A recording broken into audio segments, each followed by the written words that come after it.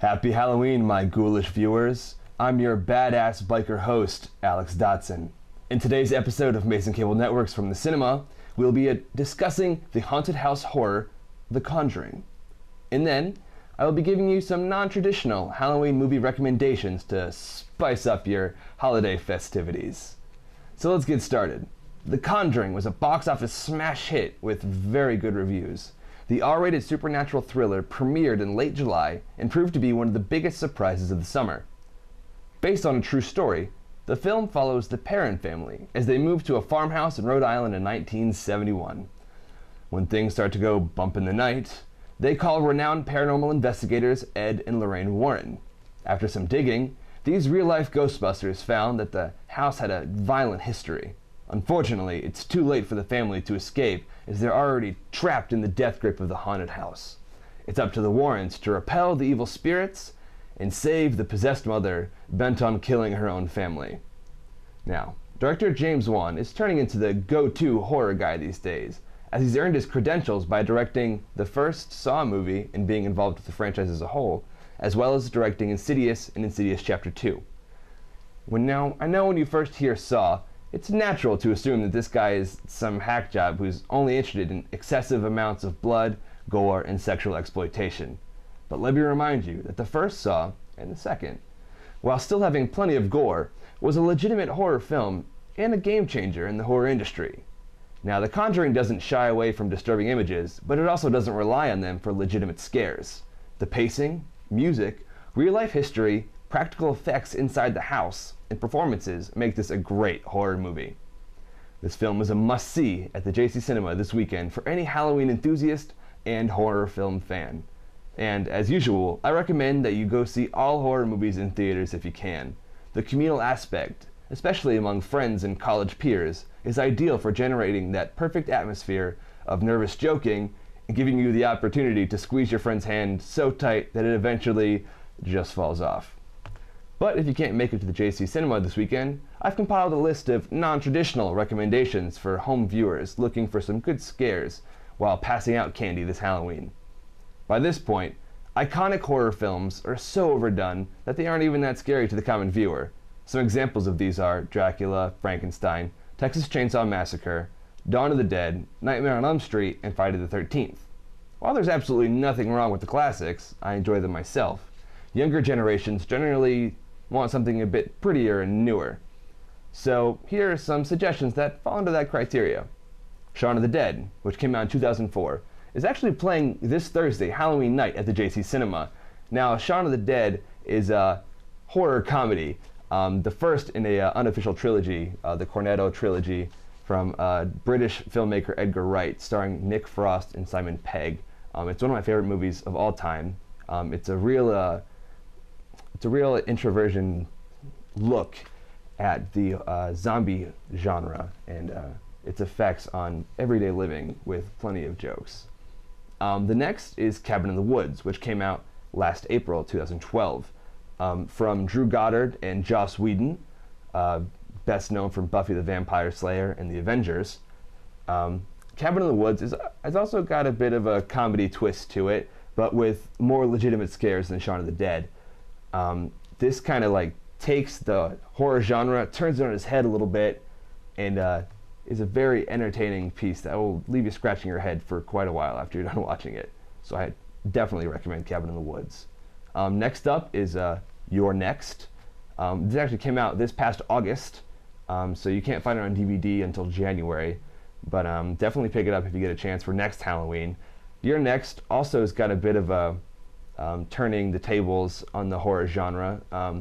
Some attackers start attacking this family in a house, but then it turns out the girlfriend of one of the brothers, she's actually a bit of a killer herself. And it's a great reminder that, in horror movies, while the pretty girl is always, being chased through the woods, there's nothing stopping her from turning around and stabbing the guy in the face.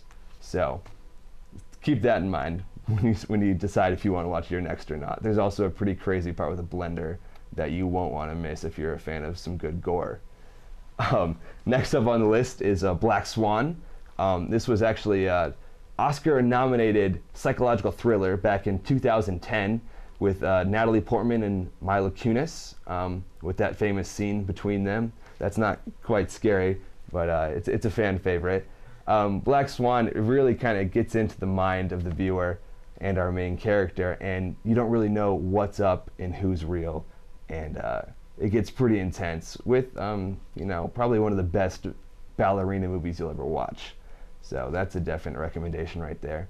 If you're looking for a franchise to really get caught up in, there's the Evil Dead franchise. Evil Dead, there's 3. Evil Dead came out in 1981, Evil Dead 2, 1987, and Evil Dead 3, called Army of Darkness, came out in 1992. Most new viewers will probably recognize Evil Dead as there's a remake that came out this past April 2013, and while the remake is a bit more of a serious, scary interpretation, the original Evil Deads, they've got a good dose of humor and horror as well. Some of my favorite movies of all time, so definitely give those a check. The originals or the remake, both worth watching in my opinion. Then we've got the Paranormal Activity franchise. There's 4 of these movies. They came out in 2009 through 2012 respectively. The first Paranormal Activity is probably the scariest movie I've ever seen in my entire life. So I probably won't watch that again. But if you're looking for a good scare, definitely check it out. There's actually a Latino-based spin-off called The Marked Ones. Paranormal Activity presents The Marked Ones. It's coming out in January, and then next Halloween we'll be seeing Paranormal Activity 5. So that franchise is definitely nowhere near done being made. And while they may not be as good as the first one, they're still all very scary and definitely worth watching, especially on Halloween. So that's the end of my hip, current recommendations. But I do want to end with 2 recommendations very close to my heart. 2 of my favorite Halloween movies of all time. There's Alien, which isn't a traditional horror movie in a sense. It's science fiction, but it's definitely very scary. Alien, directed by Ridley Scott, starring Sigourney Weaver. It's, in space, nobody can hear you scream. That movie. This one, Alien, just takes apart the entire crew of a ship, and it's all in space, and it's pretty thrilling. It's some excellent filmmaking. And then the other one, The Thing. It came out in 1982. It's actually a remake of a 1951 version of the same name. Directed by John Carpenter. And John Carpenter is the guy who actually directed the original Halloween movie with the iconic killer Michael Myers.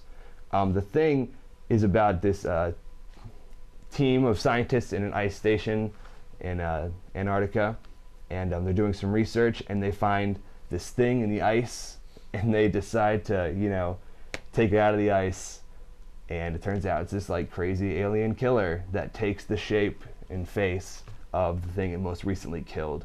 So no one is safe. You can't trust anyone. It's one of my favorite horror movies. One of the first horror movies I've ever seen when I was younger, actually. So if you're going to watch one, I recommend watching The Thing. Do it for me, my loyal fans. But that will do it for me today. Be sure to check out the Office of Student Involvement's film website, osifilms.gmu.edu, for the JC Cinema schedule for the rest of the semester, because it was just recently posted. Be sure to watch next week's episode, where I'll talk about this summer's indie sensation, The Way, Way Back. Have a fun and safe Halloween from all of us here at Mason Cable Network. You stay scary, George Mason University.